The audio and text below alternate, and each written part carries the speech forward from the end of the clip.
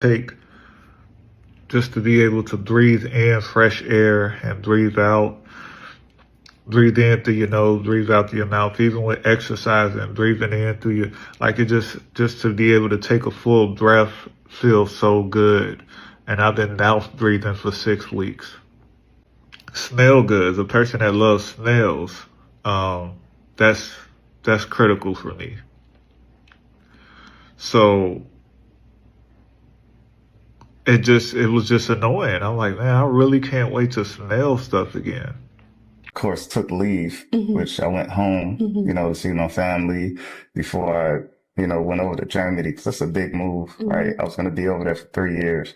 While I was at home, I'm visiting family, friends, we're fellowshipping, we're, celebrating the holidays. This is around Christmas time, New Year's. While I was visiting a group of friends, let's just say a dispute took place, Mm-hmm. uh, about just past issues. And, so while visiting friends and relatives, I ended up in a dispute with friends who I didn't really know who they were, honestly, but, a friend of my friend, you think, they're cool, Yeah.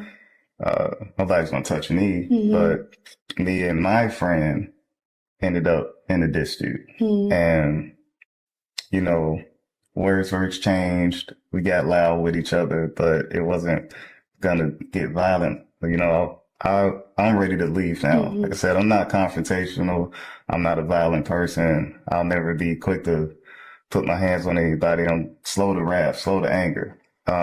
So when I try to leave, one of those other individuals that I was talking about, uh, hits me across my face. I Mm-hmm. just feel like something heavy and sharp dragged down my Mm-hmm. cheek, like right across here.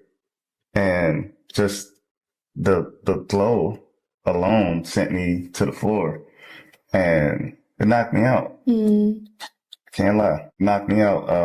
I started to regain, my consciousness and, it's just blood just pouring from my face. And, ambulance was called, from ambulance called, get to a local hospital. They, get me, patched up, stitches and everything like that. Now, the problem with, getting stitches uh, when you have like a cut like that, that's that deep, like that, there may still be some kind of an infection still Mm-hmm. inside of it. So it needs to be flushed out. Yeah. Um, and because the right protocol was not taken, uh, the infection set in and started to spread throughout my entire body. So I was Mm-hmm. actually transferred to another hospital that, they took an additional protocol. It's called a sepsis protocol. Um, but at this point, so blood travels through our body Yeah. fast. Like in a second, it's Mm-hmm. top to bottom. Like it's from the Mm-hmm. brain to the feet, back to the brain, lungs, back, all the way through. Mm-hmm.